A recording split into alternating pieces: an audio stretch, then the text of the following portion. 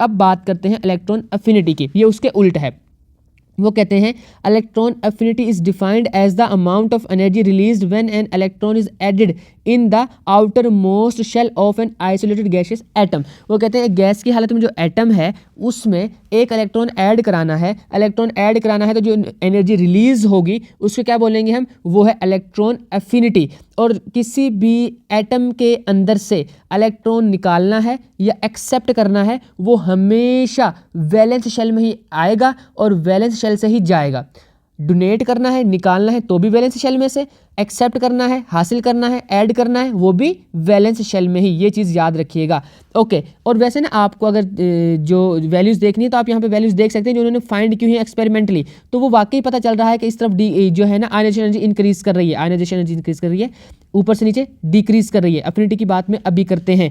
Affinity में आपने example याद कर लेनी है फ्लोरीन की, -328 किलो जूल पर मोल हमारे पास एनर्जी निकलती है। कब? जब एक फ्लोरीन के अंदर इलेक्ट्रॉन ऐड होता है। और वैसे एक चीज़ और भी याद रखें, अफिनिटी का मतलब क्या होता है, अट्रैक्शन। अट्रैक्शन किसके लिए? इलेक्ट्रॉन्स के लिए। तो इलेक्ट्रॉन्स को अट्रैक्ट करेगी ये, जब अट्रैक्ट करेगी तो इलेक्ट्रॉन इसके अंदर आ जाएंगे, उनको एक्सेप्ट कर लेगी। जब इलेक्ट्रॉन एक्सेप्ट हो जाते हैं तो उन पर नेगेटिव चार्ज आता है, यहाँ पे आया भी हुआ फ्लोरीन पे जब नेगेटिव चार्ज आता है, कोई भी ऐसा एटम या ग्रुप ऑफ एटम, आप एटम बोलो, कोई भी ऐसा एटम जिसके ऊपर नेगेटिव चार्ज हो तो उसको क्या बोलते हैं हम, एनाइन बोलते हैं उसको। उसके बाद कहते हैं electron affinity values increase from left to right. Same जैसे आयनाइजेशन एनर्जी थी, ये भी लेफ्ट टू राइट इंक्रीज होती है। आप देख सकते हैं ये इस तरफ, यानी कि ये पीरियड के अंदर हमारे पास वैल्यूज़ इंक्रीज हो रही हैं। उसकी वजह क्या है?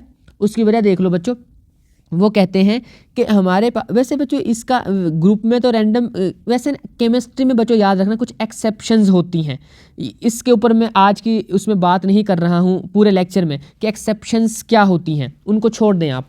मतलब कुछ डिफरेंट किस्म का बिहेवियर होता है कुछ एलिमेंट्स का दरमियान में से, तो उसको छोड़ें। बस ये याद रखें लेफ़्ट टू राइट जब हम जाते हैं तो जो वैल्यू है इलेक्ट्रॉन अफिनिटी की वो इंक्रीज़ होती है। इंक्रीज़ होने की वजह सेम है, जब हम लेफ़्ट टू राइट जाते हैं एटॉमिक साइज डिक्रीज़ होता है। एटॉमिक साइज डिक्रीज़ क्यों होता है? क्योंकि न्यूक्लियस की force of attraction valence electrons पर बढ़ती जाती है और वो उनको स्ट्रांगली अट्रैक्ट करता है, जिसकी वजह से एटॉमिक साइज क्या होता है, डिक्रीज़, और शेल नहीं बढ़ते हैं, शेल सेम रहते हैं इस वजह से। तो बच्चों ये हो गया हमारे पास अफिनिटी का ट्रेंड पीरियड में। जब ग्रुप में बात करेंगे ऊपर से नीचे तो उसका भी सेम ही है जो आयनाइजेशन का था कि electron affinity value decrease from top to bottom because the size of atom increase down the group. अब ऊपर से नीचे क्या होता है, साइज ऑफ एटम इंक्रीज करता है। क्यों इंक्रीज करता है भाई? इसलिए इंक्रीज करता है कि नए नए शेल्स ऐड होते हैं। ओके, नए नए शेल ऐड हो गए हैं तो उनसे क्या फर्क पड़ेगा? उनसे इलेक्ट्रॉन के ऊपर जो आखिरी इलेक्ट्रॉन है उनके ऊपर न्यूक्लियस की फोर्स ऑफ अट्रैक्शन कम हो जाएगी, साइज और बढ़ता जाएगा, बढ़ता जाएगा, साइज बढ़ता जाएगा। तो उनके आखिरी शेल में जो इलेक्ट्रॉन ऐड कराना है हमने, उसके लिए जो एनर्जी निकालनी पड़ेगी वो कम निकालनी पड़ेगी।